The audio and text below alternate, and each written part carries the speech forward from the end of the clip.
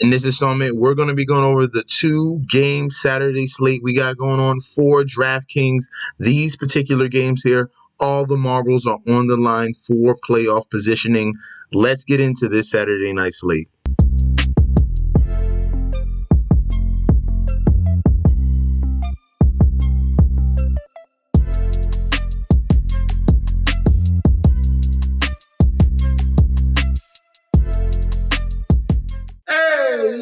Welcome back to the channel. It's your boy Chef D, and I'm here to wish you guys a happy new year. We are back on the scene. Couple days off, holidays, we're here, parties. Now we're going back to business, and we are going through this week 18 slate here. 2 games on Saturday, and I'll be bringing you another video here for the main games on Sunday as well. But before I deep dive into that, don't forget to like, comment, and subscribe to the channel. Make sure you follow me on Instagram and Twitter at MetsNetShetsD. Don't forget about that TikTok at Chef_D91. And don't forget about that Patreon. We are currently at the YouTube homepage right now. We are 1.52 thousand subscribers. Continue to bump those numbers up. I appreciate everyone's support. If you're currently a subscriber, continue to like and comment. That's all you guys have to do. Like and comment and get that algorithm going so I can get spread out to a wider group. And if you're not currently subscribed, smash that subscribe button right now. Our goal is hopefully by Super Bowl, and we want to be very, very aggressive here. By the Super Bowl, let's be at 2,000 subscribers, because I'm going to be bringing you the playoff content. No one else is going to be bringing you the DFS playoff content, all right? I'm going to be bringing you the DFS playoff content. Winning picks and bets will be in the Patreon if you want to get connected right now so we can hit that stretch run. Already dropped the future bet in. The NFL future Super Bowl bet is already in. Get to that Patreon link provided down below if you want to know that selection, all right? So far, we're looking very good, all right?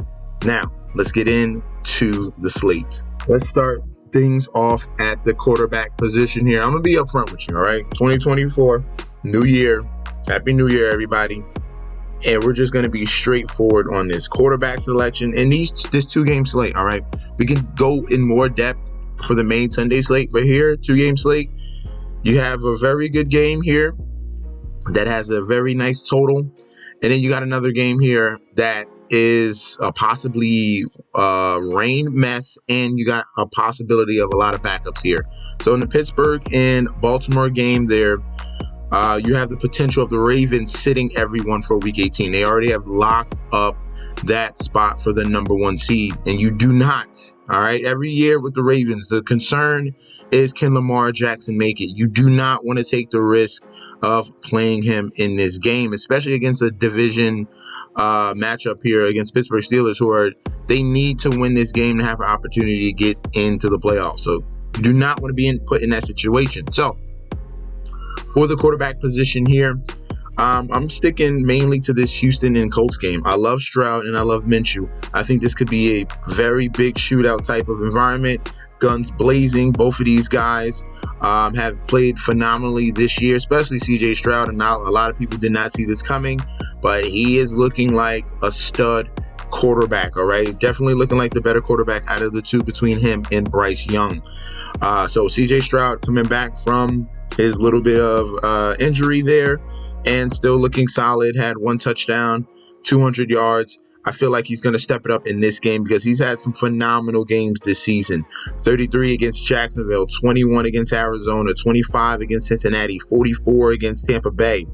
Earlier this season, when they faced the Colts, in week 2 against the Colts, that game right there, 51 total points. They lost that game. That's a good factor there. He threw for over 300 yards and had 25 fantasy points. CJ Stroud is going to be my favorite quarterback play in this 2-game slate. Just telling you, bar none, all right? Gardner Minshew is going to be right behind him. Has that gunslinger mentality. Has slowed down in the past couple weeks. They're leaning more on the run game here. But earlier in the season, Minshew was having some nice performances. 34 against Cleveland, 22 against Tennessee. But hey, Minshew is not shy at throwing the football. He's going to rack up some yards, and he has a tendency to turn the ball over as well because he is that type of gunslinger that we've seen in the Philadelphia teams and with Jacksonville Jaguars. But earlier this year when he faced the Houston Texans, he had 11 fantasy points there. That was more of the run game coming through and putting up points and playing solid in that one. All right, so Gardner Minshew is going to be our second quarterback we can go towards, I feel like, because of the total. We're going with Vegas here, looking at where the point spreads are. That's very important. And in these lineup builds, I feel like we stack Houston and the Colts, and then we find the good 1 or 2 or 3 pieces in that Pittsburgh-Baltimore game to fit into our stacks of that 8 o'clock game. And I think that could really set us apart if we hit the right spots there in that Pittsburgh-Baltimore game. But that one's going to be key on waiting on news, all right? Very key on waiting on news. If we're looking at the injury reports for both sides, Baltimore is just going to show you the normal. So you won't get a game status until Thursday. All right, Thursday to Friday, we'll get a definitive answer of what the decision John Harbaugh will come towards for week 18, which guys he's starting, which guys he's sitting. So this slate is very, very important on information, and you have to wait till Friday pretty much to know who's going to be in or out. I'm letting you guys know right now off the bat. Pittsburgh side, we're going to be waiting on news on Kenny Pickett. He got a full participant on Tuesday. We're going to see if he continues to show positive there, and they could be switching quarterbacks from Mason Rudolph to Kenny Pickett. When Kenny Pickett plays, we know he loves to throw the Pat Freiermuth. So that's going to be a big factor there. Pat Freiermuth and Deontay Johnson. All right. Lately, Rudolph has been connecting with Pickens, but with Pickett, it goes more towards the other 2 guys. All right. So Minshew is number 2. Number 3 quarterback we can go towards. We're going to wait on news, like I said, but Kenny Pickett would be our number 3 quarterback. All right. So wait on news on that one. And then obviously if Lamar Jackson sits, it will be the Tyler Huntley show. He can run just as well, not as a great passer, but expect him to have some rushing upside if you want to go that route at $5,700 in salary. We saw what he was capable of doing last year in the postseason. They came up short against the Cincinnati Bengals, but Tyler Huntley does provide upside rushing that football. But if we're choosing 1A and 1B, Stroud, Minshew, love that opportunity in that game environment there. Between those 2 teams. Let's move on to the running backs. Now, for the running back position here, we're going to start off with, I would love to look at stats for that Pittsburgh and Baltimore game, but I just can't. We have to wait on news on who Harbaugh is going to be starting on that defensive line. That is a huge factor because that's what Pittsburgh leans on. They lean on their running game. They have a nice 2-headed monster here between Najee Harris, who should be fine this week, and Jaylen Warren. Both of these guys are priced very similarly. Last week, both of them had very good games. So we saw Jaylen Warren with 19.8 fantasy points. They use him rushing, obviously, and receiving as well. And then Najee Harris had one of his best games of the season, 27.2, very aggressive, smash mouth football. And that's going to be the key. If they're working back in Kenny Pickett, they're going to need to have their run game clicking on both cylinders. So this could be an aspect where we get very creative. We could do both running backs for the Steelers, who that they're going to be leaning on the run game, and that's their best asset here because they haven't had consistent quarterback play all year long. So they're going to be leaning on Najee Harris, and they're going to be leaning on Jaylen Warren. Najee Harris is going to get all the carries and the red zone work, and then Jaylen Warren here is going to be the pass catching back, explosive 3rd down option that they have. If he breaks one, then you can see him going in that end zone like he did in the game against Seattle as well. 19 fantasy points in that one. So if you want to do the stack of quarterback, wide receivers, tight ends, and in the Houston Indianapolis game, and then go with the running backs, defense, that in the Pittsburgh-Baltimore. I think that's a good combination that we could look at. All right, and that's definitely an idea to be very creative in your lineup builds for this Saturday. All right. So we already talked about Pittsburgh running backs. Baltimore, who's going to be in? Who's going to be out? I imagine they sit Gus Edwards, all right? He's their main guy, their main goal line back, their main rusher. Justice Hill is the backup. Will they be sitting him? His element of speed is very key. Since they lost Keaton Mitchell, I would like them to sit Justice Hill. All right. So they might be sitting both Gus Edwards and Justice Hill, and that would leave Melvin Gordon as the lead running back in this game. He's going to get a ton of work. All right. Obviously, he does have the upside to have receptions as well, and he's a very cheap option here in your lineup builds. So we saw his opportunity against Miami in that blowout. He got in the end zone, got you 7 fantasy points. If he's the number one starting running back, we can lean on him and punt the running back, one of the running back positions, or even flex, and go with Melvin Gordon there at 4,800. The running back position this whole entire season is having a renaissance year, bouncing back and becoming very important. A lot of key guys are stepping up because they become the focal point of the offense. They're rushing and receiving. Kyron Williams is back in the mix. Came out of nowhere. James Conner is having a very hot streak, a big hot streak right now. Christian McCaffrey, Joe Mixon, Najee Harris, all these guys are, the running back position is becoming very, very important. Yet again, a lot of people were going off and going just with the wide receivers. They're switching back to the running back. So if you want to do a lineup build with 3 running backs, you could definitely do so. But you definitely have to wait and watch out for news, okay?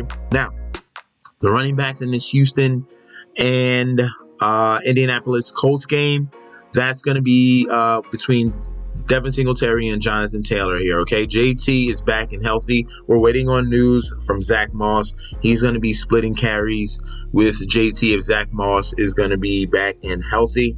But JT is back, and he's looking like similar to what his old self was being. Not as efficient yards per carry, but he's getting the bulk of the work.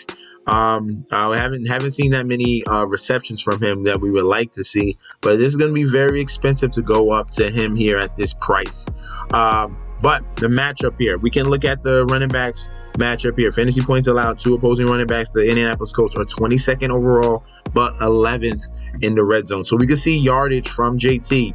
They're giving up 118 yards per game, 4.6 yards to carry, only 0.7 touchdowns per game. So hopefully JT can get in the end zone, continue his streak of 5 weeks in a row with a touchdown, or 5 games in a row with a touchdown. That's what we're looking for, aiming for. If we're going to go towards his salary, he's going to have to get in the end zone to pay off that $7,400 salary. But I do like the prospects of JT. Zach Moss has had a very solid year. He's going to get a nice handful of touches if he's back and healthy, splitting with Jonathan Taylor. Could it be more of a 60-40 split or a 70-30 around that range? We'll see. They might, since they're fighting for the playoff life, they might just go balls to the wall, and whoever's playing the best, they'll get the most carries. So that's going to be interesting to see as well. So I would lean JT over Zach Moss. Obviously, you do have the Q tag on Zach Moss. He's been out for the past couple weeks. But right now he was limited in the Tuesday walkthrough with a forearm injury. All right, so he could be back in the mix on Saturday. Definitely wait on news for him. All right, and then on the other side of the football, Devin Singletary has usurped Dameon Pierce as the number 1 running back. They have Dameon Pierce kicking returns duty right now. Devin Singletary is the veteran.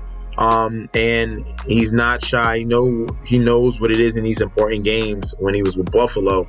So Devin Singletary is now the number 1 running back currently for the Houston Texans. We can go towards him. We've seen consistency from him the past couple weeks. He's getting work rushing and receiving. So if we're looking other than guys from Najee Harris or Melvin Gordon punting him, we'll see what the Ravens decide. Devin Singletary looks like a solid option to get you double-digit fantasy points as well.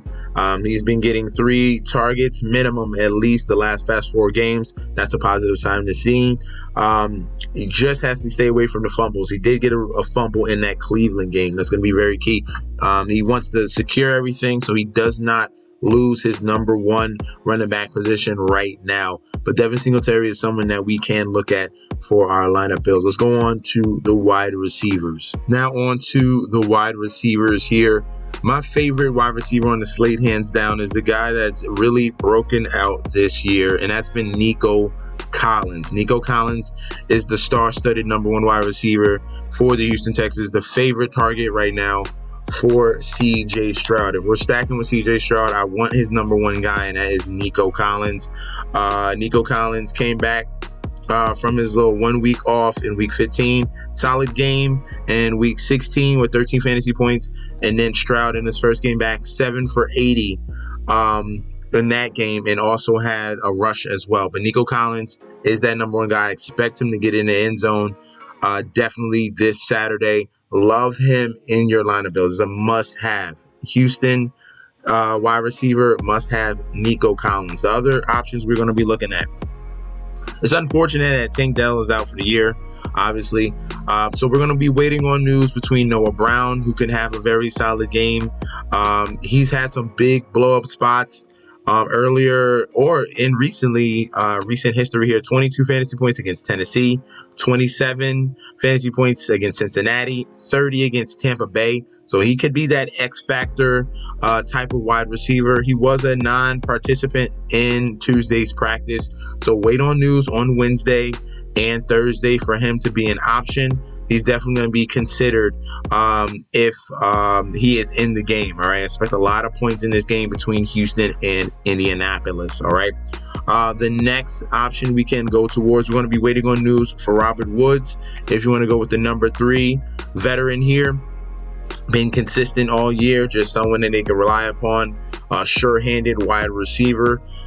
We saw 9 fantasy points from him in week 17 with CJ Stroud back into the fold. 4 for 58. That's a positive sign to see there. They definitely want their veteran option here in Robert Woods back in the mix, especially because you don't want to have to go towards John Mechie, who's been a non-factor all year.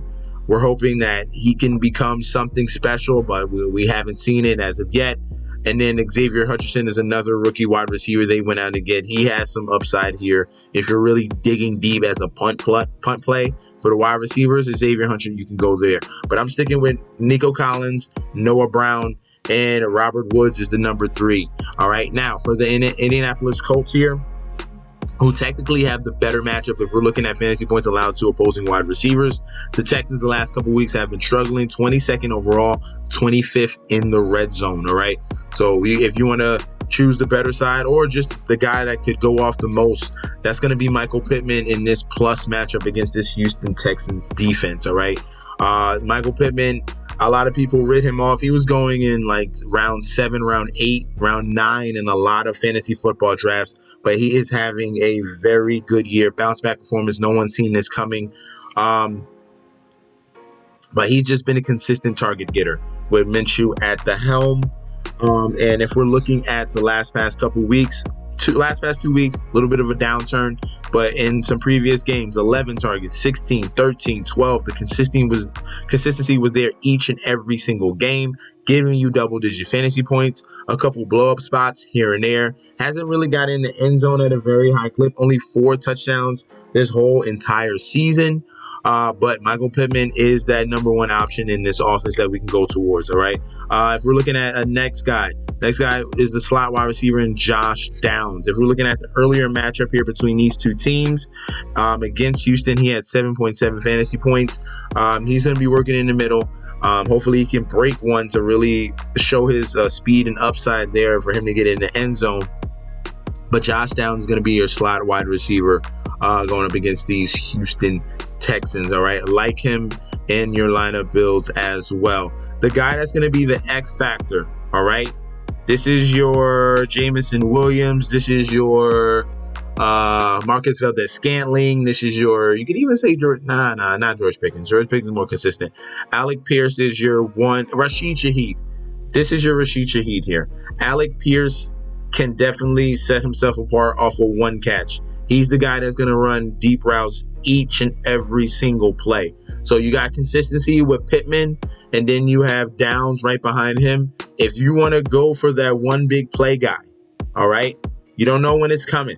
It could happen, and it can definitely set yourself apart, which we saw against the Raiders. That one catch for 58 yards and a touchdown, that was 12 fantasy points. That is huge coming from someone that's going to have under 5% ownership in your tournaments. All right. So Alec Pierce, 4,300. If you want to get crazy, get a little bit contrarian there. Alec Pierce can be your guy at 4,300.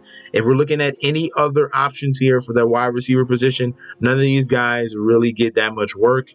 Was it DJ Montgomery? He had a good game when Michael Pittman got hurt, and he had 12 fantasy points. So we're going to stick with those three guys, okay?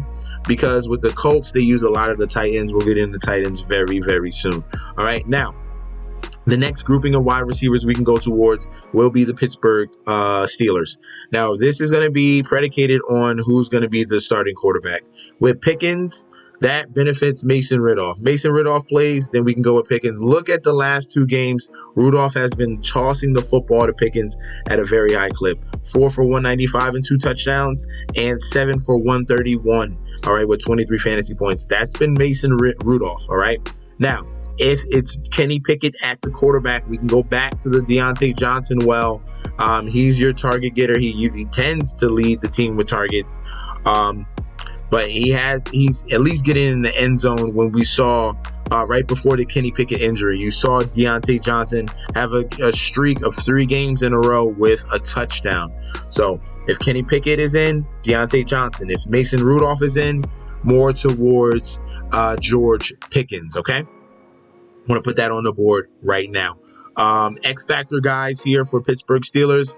Allen Robinson has pretty much been a non-factor. They at least use Calvin Austin. His speed contribution can be key. Rushing the football in the rounds or in special teams, you'll see Calvin Austin as an X factor there. But they tend to use Pickens, Deontay Johnson. They're going with their tandem of running backs, and they're using their tight end as well. Now, for the Baltimore Ravens, this has to wait. All right, Baltimore Ravens, we don't know who's going to be in or out. I imagine Odell Beckham to sit, and I imagine Zay Flowers to sit. Zay Flowers already has a DNP on Tuesday. So I imagine those two guys sit. We'll see what happens with Bateman and Aguilar. Once we get more news on that, then we can adjust our lineup builds and who we're going to go towards in that wide receiver position. Let's go on to the tight ends. Last but not least, we have the tight end position here.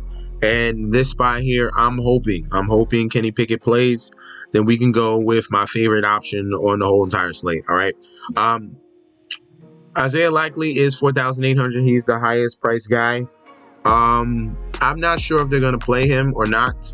If they do not play Isaiah Likely, then Kohler, the other rookie tight end, will be the guy that they go towards at 2,500 with Huntley at quarterback. So it's going to be interesting to see. Baltimore is definitely a wait and see. Dalton Schultz at 4,200. He's been splitting work with Brevin Jordan. All right. We obviously had some bright spot with Dalton Schultz earlier in the season. Week 16, he had 14 fantasy points, but that wasn't CJ Stroud. He had a big blow spot week 30 in week 9 with 31 fantasy points. He's been up and down. All right, he can at least give you 10 fantasy points, but I feel like that they're leaning more to the more athletic option at the tight end and Brevin Jordan. So if you want to punt that tight end spot, I'd rather go Brevin Jordan here. Just looking at targets he's been getting the past couple weeks, consistency, getting fantasy points as well. I feel like he's a more athletic, better option to go towards at the tight end spot if you want to go and punt that tight end. So I prefer Jordan over, and that can be controversial. I prefer Jordan over Dalton Schultz, okay? My favorite play at the tight end position, Kenny Pickett plays, we're playing Pat Freiermuth, okay? Kenny Pickett plays, we're playing Pat Freiermuth at 3,600. He's going to be the forgotten about guy. This is a spot I would love to go towards here. Must-win situation, guy that he really loves to connect with, and Pat Freiermuth. And technically he's probably the best tight end on this slate between him and Isaiah Likely. I love Isaiah Likely, but Pat Freiermuth and his connection with Kenny Pickett is very key and important. Now, the tight end option for the Colts is very ugly. They use 3 guys. They have Kylan Granson, they have Mo Alley Cox, and they have Will Mallory. As of late, Mo Alley Cox has been getting more of the work and more of the red zone work. So if you want to choose a Colts guy, then I would go Mo Alley Cox. You saw 2 games back-to-back against Pittsburgh and Cincinnati where he got in the end zone. But they do use all 3 of these guys. Mo Alley Cox, Kylan Granson, and Will Mallory. So you trying to figure that out is going to be very, very hard. I would lean more to Pat Freiermuth, wait on news about Isaiah Likely, or you're going to choose between Dalton Schultz or you go with the more athletic Brevin Jordan, all right? And for defenses, I'm sticking with either Pittsburgh or Baltimore, probably Pittsburgh at 3,100. Like I said, a high total in that Houston game here between the Colts. I want to stay away from that. I want to go where it's low scoring, rain, muddy, bad weather, backup options. We're going to choose either between the Ravens and the Steelers, and I'm leaning towards the Steelers. All right. So that's going to be our breakdown for this Saturday 2-game slate. Thank you guys for tuning in. Don't forget to like, comment, and subscribe to the channel. And I'll be back with another video very soon. All right. Peace out, guys.